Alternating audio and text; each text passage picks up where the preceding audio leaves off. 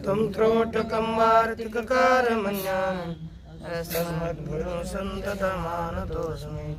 श्रुतिस्मृतिपुराणानामालयं करुणालयं नमामि भगवत्पादं शङ्करं लोकशङ्करं।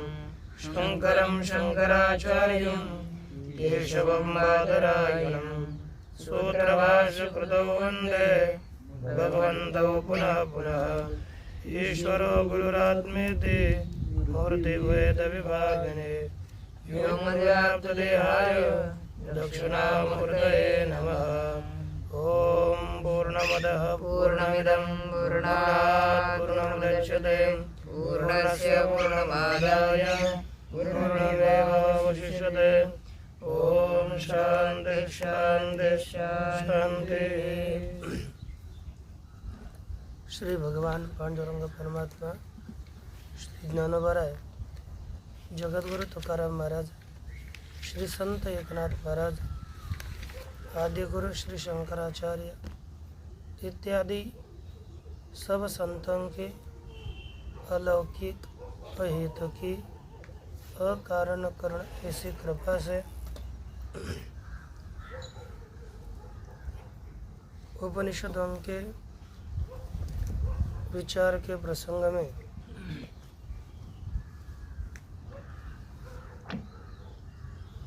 बृहदारण्यक उपनिषद के तृतीय अध्याय के पंचम ब्राह्मण का विचार आरंभ किया।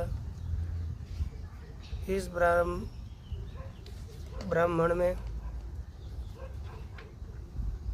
अतएनम कहोल कोशित के अपप्रचयाद्वल के देवाचय देव साक्षात अपरोक्षात ब्रह्म तन्मे व्याचक्षुते यह सर्व यह आत्मा सर्वांतर तन्मे व्याचक्षुते इत्यादि प्रश्न किया गया और उसका उत्तर दिया एषता आत्मा सर्वांतर। इसके विषय में शंका और उत्तर किया गया कि ये जो प्रश्न है, पूर्व प्रश्न और यह प्रश्न दोनों एक ही है क्या? तो सिद्धांत ने कहा नहीं, यह दोनों पूर्व पवित्र प्रपंच ने कहा कि अलग अलग विषय के प्रश्नोत्तर है, और सिद्धांत ने उसका उत्तर दिया कि अलग अलग विषय का नहीं है, एक ही विषय का प्रश्नोत्तर है, केवल कुछ अधिक विशेष बताने के लिए यह प्रश्नोत्तर है। इसलिए प्रश्न प्रतिवचन में येषत आत्मा इति एवं अंतयो तुल्यार्थता एवं, यहाँ तक तुल्यार्थ ये समान ही अर्थ है, अलग अलग अर्थ नहीं है, ये इतना विषय हुआ था। अब इसके आगे कहते एकमेव आत्मतत्वम अधिकृत्य प्रश्नौ इत्यत्र चोदयति। एक ही आत्मतत्व को लेकर के, एक ही आत्मतत्व को विषय करके यह दोनों भी प्रश्नोत्तर है, दोनों भी प्रश्न और दोनों भी उत्तर एक ही आत्मतत्व को विषय करके उसी को लेकर ये प्रश्नोत्तर किए गए। इसके विषय में प्रश्न और इसी के विषय में उत्तर दिया जाएगा। पूर्व पक्षी प्रश्न करता है कि कथम एकस्यैव आत्मनः अशनायाद्यति तत्वम, अशनायाद्यति अति तत्वम होना चाहिए, अशनायाद्यति तत्वम है ना? किसी के पास पुस्तक ही नहीं, याद आ, अशनायादि अति तत्वम तद्वत्वम च विरुद्ध धर्म समवायित्वम इति। ये कैसे एक ही आत्मा में आशनायादि अति तत्वम लिखा ना, उसमें था है ना, या एक ही आत्मा तत्व अशनायादि से अतीत है, अतितत्व है। तद्वत्वंच और अशनादिवत्व भी है। यह कि आत्मतत्व अशनादियों से रहित और आशना इत्यादियों से युक्त है। ऐसे विरुद्ध धर्म समवायित्वम, जो विरुद्ध धर्म समवायिता कि आत्मतत्व में है कैसी, किस तरह से, अर्थात विरुद्ध धर्म आत्मा में नहीं हो सकते। न होने से एक ही आत्म तत्व का जो प्रतिपादन आपने कहा वो योग्य नहीं है। तो सिद्धांति उसका उत्तर देते हुए कहते हैं परिवृतत्वात्, इसका परिहार किया गया है। परिहार उत्तर दिया जा चुका है, इसलिए प्रश्न उत्तम नहीं है। कैसे? तो देखिए, नाम रूप विकार कार्यकरण लक्षण संघातोपाधि भेद संपर्क जनित भ्रांति मात्रम ही संसारित्वम इति असकृत अवोचाम। कहते कि नाम रूप विकार कार्यकरण संघात उपाधि, नाम है, रूप है, ये सब नाम रूप विकार है। ये विकार ही कार्य है और करण इंद्रियादिक है।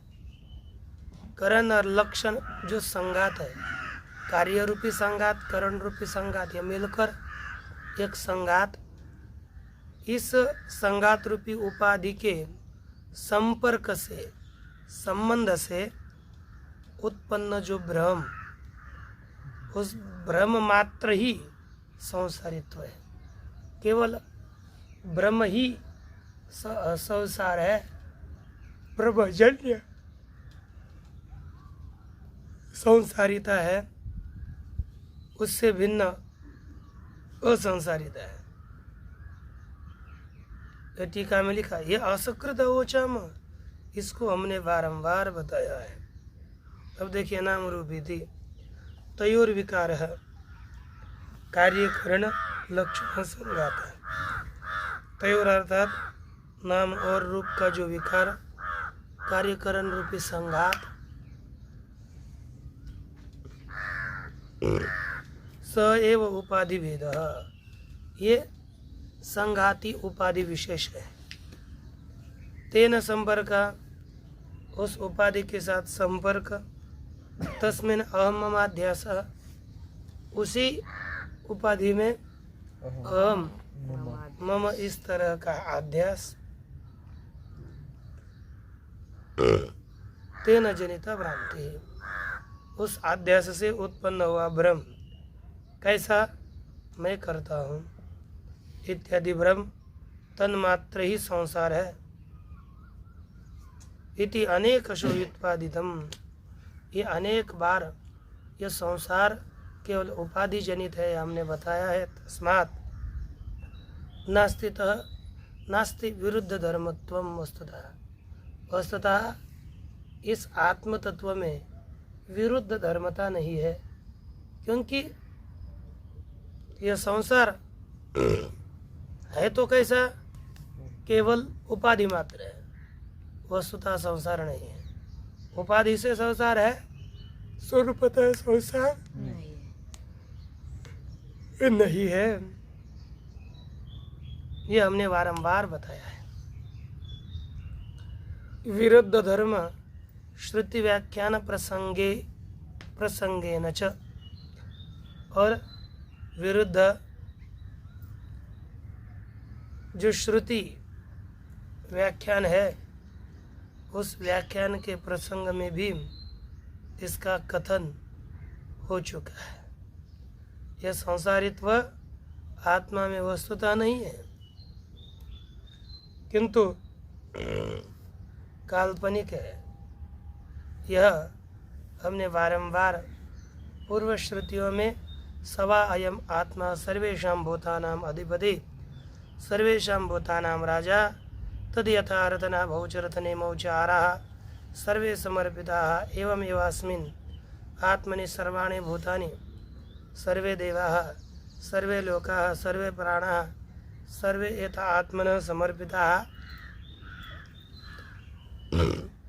इत्यादि विरुद्ध धर्म आत्मा में जो आए उसका व्याख्या करने के प्रसंग में हमने उत्तर दिया हुआ है। जैसे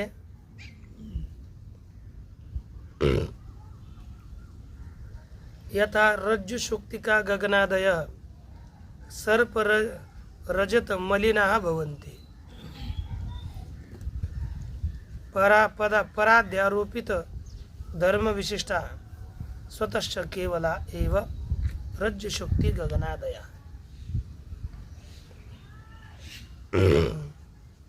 जैसे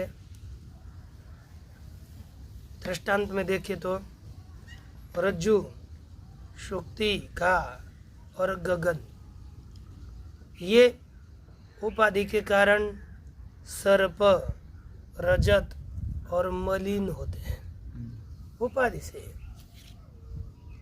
पराध्यारोपित धर्म विशिष्टा पर अर्थात दूसरे के द्वारा अध्यारोपित धर्म विशिष्ट यह सब गगनादिक होते हैं। स्वाध्यारोपित धर्म विशिष्ट नहीं, दूसरों के द्वारा आरोपित धर्म विशिष्ट ये सभी मलिन हो जाते हैं। स्वतश्च केवल आय, स्वतः तो यह केवल स्वयं स्वरूपतः वही रहते हैं। कैसे? स्वतः तो केवल स्वरूपतः ये रज्जु ही है, स्वरूपतः शुक्ति है और स्वरूपतः गगन ही है। लेकिन दूसरों के द्वारा, दूसरे लोगों के द्वारा आरोपित इनमें रज्जु सर्प रजत और ये नीलापन इत्यादि भ्रम हो जाता है। किसमें? या रज्जु गगन में नीलापन भ्रम होता है, रज्जु में सर्प का भ्रम होता है और शुक्ति में रजत। ये दूसरों के द्वारा आरोपित है।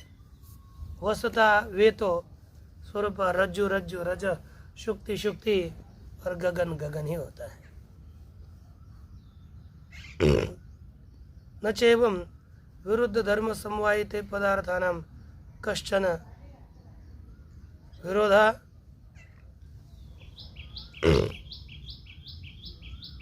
एवं इस तरह विरुद्ध धर्म समवायित्वे विरुद्ध धर्म का समवायी कारण बनना, विरुद्ध धर्म की प्रतीति होना, यह पदार्थों में कश्चन विरोध न, यह पदार्थों में कोई भी विरोध, काल्पनिक में कोई विरोध नहीं है।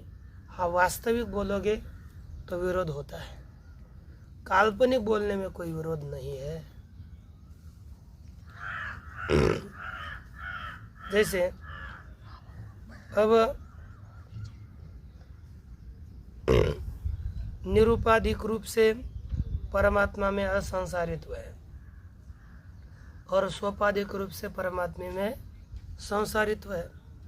उपाधि रहित होगा तो असंसारी, उपाधि सहित होगा तो संसारी है परमात्मा भी।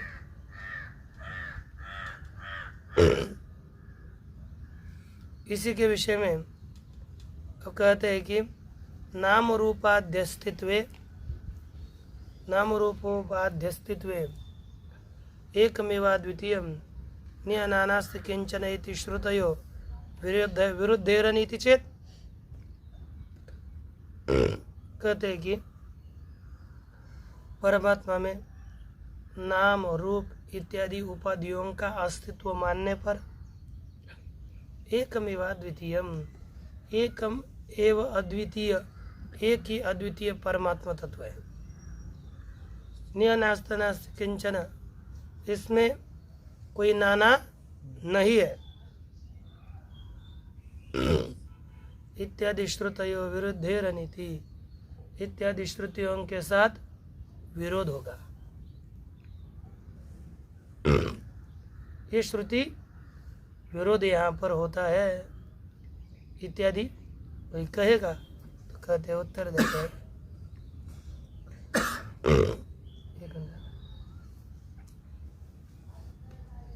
न सलिल फेल दृष्टांतेन परिहृतत्वात् मृदादि दृष्टांतैश्च। सलिल जल और फेन के दृष्टांत के द्वारा अथवा मृत्तिकादियों के दृष्टांत के द्वारा इसका उत्तर दिया हुआ है। कैसे? तो यहाँ पर उत्तर में कहते हैं यदा तो परमार्थ दृष्टया परमात्म तत्वात् श्रुत्यनुसारे भी अन्यत्वेन निरूप्यमाने नाम रूपे मृदादि विकारवद वस्तुअंतरे तत्वतः नस्तः। कहते यदा तो जब परमार्थ दृष्टि से परमात्म तत्व से श्रुति अनुसारे भी अन्यत्वेन निरूप्यमाने, यदि नाम रूप या अन्य रूप से निरूपण किए गए हो, परमार्थ दृष्टि से परमात्मा तत्व से श्रुति अनुसारी भी अन्यत्वेन श्रुति का अनुसरण करने वाले के द्वारा मनुष्यों के द्वारा परमात्मा तत्व से भिन्न रूप से निरूपण किए जाने वाले नाम रूप होते हैं, तब यह कैसे समझने चाहिए? मृदादि विकार वस्तुअंतरे तत्वतः नस्त। जैसे मृदादियों के विकार, मृत्तिका का विकार घट, मृत्तिका का विकार परल इत्यादि वास्तविक होते ही नहीं है, तत्वतः होते नहीं। उसी तरह यह नाम रूप भी परमात्मा से भिन्न वास्तविक कृत्य से होते नहीं। लेकिन जो श्रुति का अनुसरण करने वाले हैं उनके द्वारा यदा कदाचित निरूपण भी किया गया नाम रूपों का, तो भी वस्तुतः वे होते नहीं है, केवल दिखते मात्र है। अथवा सलिल फेन घटादि विकारवद एवं, जैसे जल के सलिल का क्या होता है विकार? बुदबुद फेन, सलिल फेन घटादि विकारों की तरह ही तदा तद अपेक्ष, तब उस तत्व की अपेक्षा से एकमेव अद्वितीयम, एक ही अद्वितीय तत्व होता है। नाना स्थितिंचन, इस आत्म तत्व में नाना कोई भी नहीं रहता इत्यादि परमार्थ दर्शन गोचरत्व प्रतिपद्यते। परमार्थ दर्शन के विषयता को प्राप्त होता है, अर्थात परमात्म दर्शन ही केवल अद्वितीय है इत्यादि विषय को यह श्रुति करती है। अर्थात जो वास्तविक परमात्मा दर्शन है उसी को श्रुतियाँ विषय करती है, और जो भेद बताती है वो केवल भेद को विषय करती है, व्यावहारिक भेद को विषय करती है, और जो पारमार्थिक तत्व है वह उसको विषय करने वाली ये अभेद बोधक श्रुतियाँ ही है, न्याना नास्ति किंचन इत्यादि। तब ये प्रश्न करते हैं कि ठीक है, आपने लौकिक पारमार्थिक इस भेद से प्रतिपादन किया, लेकिन एक बताओ कदा तरी लौकिको व्यवहार, तो लौकिक व्यवहार कब होता है? वह पारमार्थिक है नहीं, लेकिन होता है कब? कहते हैं यदा तो स्वाभाविक्या विद्या ब्रह्म स्वरूपम रज्जु शुक्तिका गगन स्वरूपवद एव स्वेन रूपेण वर्तमानं केनचिद अस्पृष्ट स्वभावमपि सन्नाम रूपकृत कार्यकरणोपाधिभ्यः विविक्तेन नावधार्यते। नामोपरूपादि दृष्टिरेव च भवति स्वाभाविकी तदा सर्वोयम वस्तुअंतरास्तित्व व्यवहार। सभी वस्तु के अस्तित्व का व्यवहार कब होता है? कहते कि यदा जब स्वाभाविक क्या अविद्या, जो स्वाभाविक नैसर्गिक अविद्या है, उस अविद्या के द्वारा ब्रह्म स्वरूपम ब्रह्म स्वरूप रज्जु शुक्ति का गगन स्वरूप स्वेन रूपेण वर्तमानम केनचित अस्पृष्ट स्वभावमपि।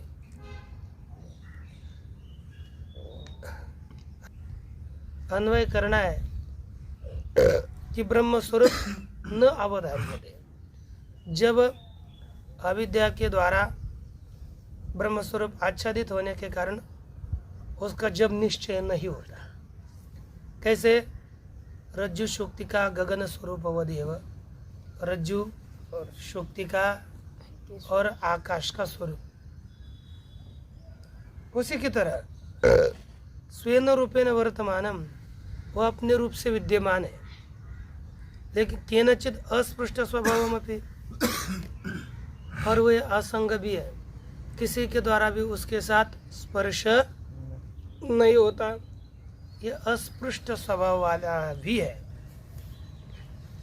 तो भी अस्पृष्ट स्वभाव रूपम स्वभावमापि सत, किसी के द्वारा असंबंध स्वभाव वाला निसंग स्वभाव वाला होता हुआ भी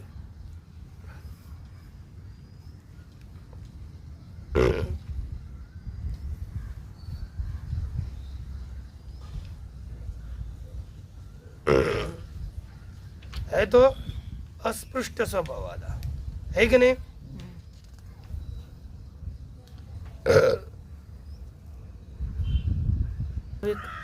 जो अविद्या है, उस अविद्या के द्वारा यह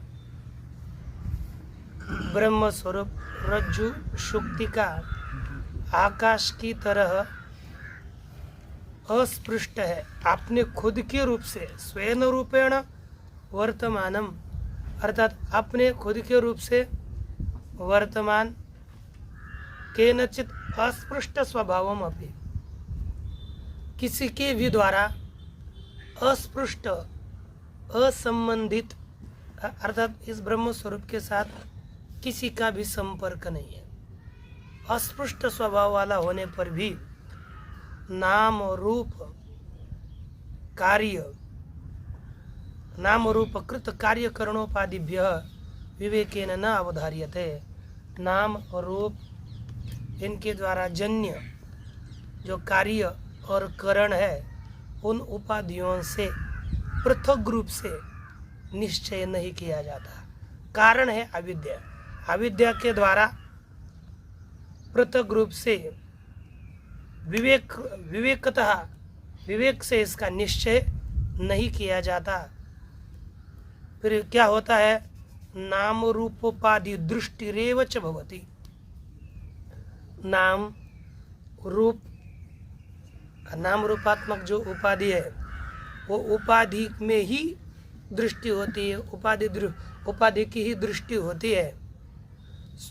ये स्वाभाविकी, स्वभावतः, अर्थात ये शास्त्र के द्वारा नहीं होती है। शास्त्र अनाधेय, शास्त्र के द्वारा अप्राप्त, शास्त्र के द्वारा जिसका प्रतिपादन नहीं किया, ऐसे नाम रूपात्मक उपाधि दृष्टि ही होती है। जब ये होता है तदा सर्वोयम वस्तुअंतरास्तित्व व्यवहार, यह सभी अन्य वस्तु के अस्तित्व का व्यवहार हो जाता है। अर्थात जब यह नाम रूपात्मक उपाधि से हम आत्मा को अलग नहीं समझते, तभी यह व्यवहार चलता है। ये सभी वस्तु के, सब प्राणी वस्तु है, यह तब तक है जब तक हम इस देहादियों से, इस उपाधियों से आत्मा को पृथक नहीं समझेंगे। जब तक देह में ही दृष्टि रहेगी, तब तक ये सभी प्राणियों के अस्तित्व का व्यवहार होगा। जब देहादियों से हम आत्मा को पृथक समझेंगे तब यह व्यवहार बंद होगा। अस्ति चायम भेद कृतो मिथ्या व्यवहारो येषां ब्रह्म तत्वात् अन्यत्वेन वस्तु विद्यते येषां च नास्ति। कहते हैं कि अस्ति चायम भेद कृत मिथ्या व्यवहारो, यह भेदकृत भेदजन्य भेदभान प्रयुक्त ये मिथ्या व्यवहार है। येषां ब्रह्म तत्वात् अन्यत्वेन वस्तु विद्यते, जिनको ब्रह्म तत्व से अन्य वस्तु है, ये जिनको मान्य है, और जिनको ब्रह्म तत्व से अन्य वस्तु नहीं है। ब्रह्म तत्व से अन्य वस्तु है, ब्रह्म तत्व से अन्य वस्तु नहीं है, ऐसे जो जो मानते हैं, जिनके मन में ये निश्चय है, उनके लिए व्यवहार है। दोनों के लिए व्यवहार समान ही होता है। टीका में लिखा भेदभान प्रयुक्त व्यवहार विवेकिनाम अविवेकिनाम च तुल्य। भेद के ज्ञान से जन्य यह व्यवहार विवेकी और अविवेकियों को समान ही है। तुल्य एव अयम वस्तुअंतरास्तित्वाभिनिवेशः, क्योंकि अन्य वस्तु है, ये वस्तुअंतर के अस्तित्व का अभिनिवेश, लेकिन विवेकियों को नहीं है। विवेकी नाम न अस्ति, अविवेकियों को है, लेकिन व्यवहार समान है, लेकिन वस्तुत्व का यह वस्तु वास्तविक है, ये विवेकी नहीं मानते। अविवेकी यह वस्तु सत्य ही है ये मानते हैं। इतना मात्र इनका भेद होता है। जैसे ननु यथा प्रतिभासम वस्तुअंतरम पार्था पारमार्थिकमेव किम न स्यात्, ये टीका में लिखा, आगे के परिच्छेद की टीका में अवतरणिका में, अहो जैसे भान हो रहा है, जैसे अन्य वस्तु का भान हो रहा है, तो वह अन्य वस्तु पारमार्थिक ही क्यों नहीं है? भान तो हो रहा है, भान के अनुरोध से अन्य वस्तु वास्तविक क्यों नहीं है? तो उत्तर में कहते हैं किम न स्यात् तत्राह। परमार्थवादिभिस्तु श्रुत्यनुसारेण निरूप्यमाणे वस्तुनि किम तत्वतो अस्ति वस्तु किम वा नास्ति इति ब्रह्मैकम एव अद्वितीयम सर्वव्यवहार शून्यम इति निर्धार्यते तेन न कश्चित विरोधः। कहते हैं कि परमार्थवादी भी, परमार्थ अर्थात ब्रह्म तत्व, उसी को ही कथन करने वाले जो पर तत्वज्ञानी पुरुष है, वे श्रुति अनुसारेण निरूप्यमाणे वस्तुनि, श्रुति के अनुसार वस्तु का निरूपण, उनके द्वारा श्रुति के अनुसार वस्तु का निरूपण किए जाने पर किम तत्वतः अस्ति वस्तु, क्या तत्वतः वस्तु है, द्वैत रूपी वस्तु है, किम वा नास्ति इति, अथवा नहीं है। जो द्वैत पदार्थ है पारमार्थिक दृष्टि से वे है अथवा वे नहीं है, पारमार्थिक दृष्टि से उनका कोई अस्तित्व है कि नहीं। इस तरह इति ब्रह्म एकम एव अद्वितीयम। फिर ऐसा वे विचार करते हैं, विचार करते करते ये जान लेते हैं कि ब्रह्म एक ही अद्वितीय सर्व व्यवहार रहित है, ऐसा निश्चय किया जाता है परमार्थवादियों के द्वारा। पहले विचार पूर्वक श्रुति के अनुसार विचार वस्तु का विचार करते हुए कि भेद की भेदात्मक वस्तु है अथवा नहीं है, ऐसा विचार करने के बाद एक ही अद्वितीय ब्रह्म का सर्व व्यवहार शून्य, सभी प्रकार के व्यवहार से रहित ब्रह्म का ही निर्धारण किया जाता है। इसलिए तेन न कश्चित विरोध, कोई विरोध नहीं है कि द्वैत वस्तु का प्रतिपादन किया जा रहा है तो वास्तविक है ही, इसमें कोई विरोध नहीं है। वो वास्तविक नहीं है, केवल अद्वितीय ब्रह्म ही है, ऐसा उनका निश्चय होता है। इसलिए टीका में लिखा भी है, किम द्वितीय वस्तु तत्वतः अस्ति, क्या दूसरी वस्तु ब्रह्म से भिन्न वस्तु वस्तुतः है, किम वा नास्ति इति, अथवा नहीं है इति निरूप्यमाणे, ऐसा निरूपण करने पर अर्थात विचार करने पर, श्रुति अनुसारेण श्रुति के अनुसार ऐसा विचार करने पर तत्वदर्शियों के द्वारा एकमेव अद्वितीय ब्रह्म अव्यवहार्यम इति निर्धार्यते, एक ही अद्वितीय व्यवहार रहित ब्रह्म है ऐसा निश्चय किया जाता है। तेन व्यवहार दृष्टिया आश्रयण भेदकृत मिथ्या व्यवहार, इसके कारण व्यवहार दृष्टि के आश्रय से भेदकृत मिथ्या व्यवहार है और तत्व दृष्टि के आश्रय से उस मिथ्या व्यवहार का अभाव है। तद अभाव विषय, उस व्यवहार के अभाव का विषय रूप शास्त्रीय व्यवहार है। इति उभयविध व्यवहार सिद्धि, ये दोनों भी तरह के व्यवहार की सिद्धि होती है, इसलिए कोई विरोध नहीं है। उसी शास्त्रीय व्यवहार की उपपत्ति का विस्तार आगे करने जा रहे, कहते नहीं परमार्थ अवधारण निष्ठायाम वस्तुअंतरास्तित्वं प्रतिपद्यामहे एकमेवाद्वितीयम् अनंतरम अबाह्यम इति श्रुते है। न का अन्वय करना है प्रतिपद्यामहे के साथ ही, अर्थात क्योंकि परमार्थ अवधारण निष्ठायाम, परमार्थ तत्व के अवधारण, अवधारण अर्थात ज्ञान, उसका निश्चय करना, परमार्थ तत्व के निश्चय रूप निष्ठा में, अर्थात परमार्थ तत्व के ज्ञान के निष्ठा में सर्व व्यवहार अस्तित्व न प्रतिपद्यामहे, सभी व्यवहार के अस्तित्व को हम नहीं स्वीकारते। यह परमार्थ तत्व अवधारण निष्ठा अर्थात विद्या की अवस्था में, ज्ञान की निष्ठा के अवस्था में अन्य वस्तु के अस्तित्व को हम नहीं मानते। टीका में ये लिखा है, तथा च विद्यावस्थायाम शास्त्रीय अभेद व्यवहार है ना, उसमें भेद व्यवहार नहीं होता। क्यों नहीं होता? श्रुति प्रमाण दिया, एकमेवा द्वितीयम, क्योंकि एक ही अद्वितीय ब्रह्म है, वह न किसका अनंतरम अबाह्यम, वह न अंदर है न बाह्य है, ऐसा एकमेव द्वितीय तत्व है, यह निरूपित होता है। न च नाम रूप व्यवहार काले तु अविवेक के नाम क्रियाकारक फलादि संव्यवहार नास्ति इति प्रतिषिध्यते, यह प्रतिषिध्यते के साथ न का अन्वय करो आगे का, तो क्या होगा? नाम रूप व्यवहार काले, अर्थ, अरे नाम रूप व्यवहार काले का अर्थ क्या होगा?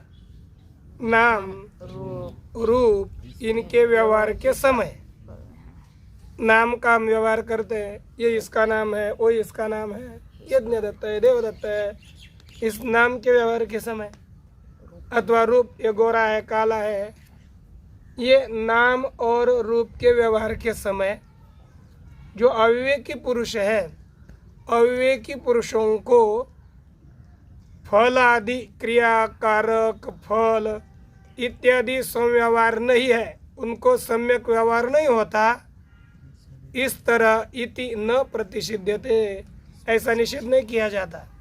अर्थात जब अविवेकी पुरुषों को अज्ञान दशा में व्यवहार नहीं होता, ऐसा हम नहीं बोलते। अज्ञान दशा में तो व्यवहार होता ही है, अज्ञान अवस्था के व्यवहार का निषेध नहीं किया जाता, अपितु ज्ञान अवस्था में व्यवहार का निषेध किया जाता है। अज्ञान अवस्था में इन व्यवहारों का अस्तित्व होता है, इसलिए कहा नाम रूप के व्यवहार काल में, अर्थात अज्ञान अवस्था में अविवेकी पुरुषों के क्रियाकारक फलात्मक व्यवहार का किंवा व्यक्रिया क्रिया कालक कारक फलात्मक व्यवहार उनको नहीं होता इति न निषिध्यते, ऐसा निषेध नहीं किया जाता। तो इससे क्या सिद्ध हो गया? विद्यावस्था में अभेद व्यवहार होता है और अज्ञान अवस्था में अविद्या अवस्था में यह लौकिक व्यवहार होता है।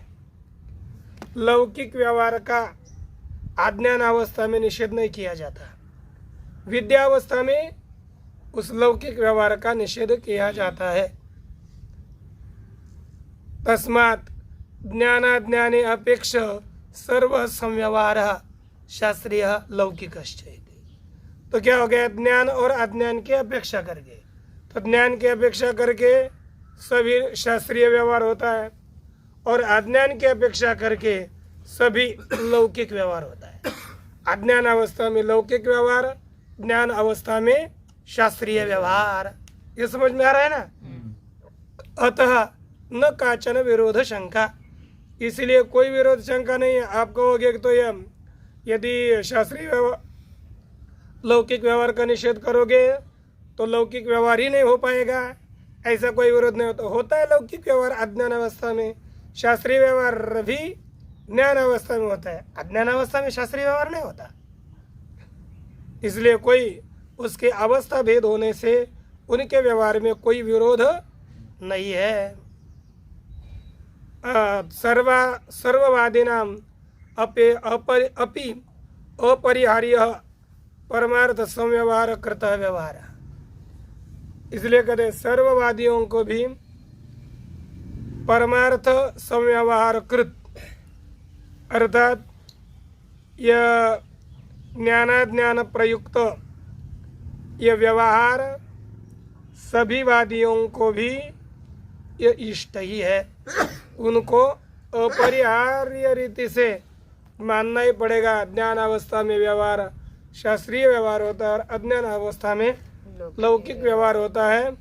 ये तो ज्ञानवादी ये दोनों को भी यह स्वीकार अवश्य ही करना पड़ेगा।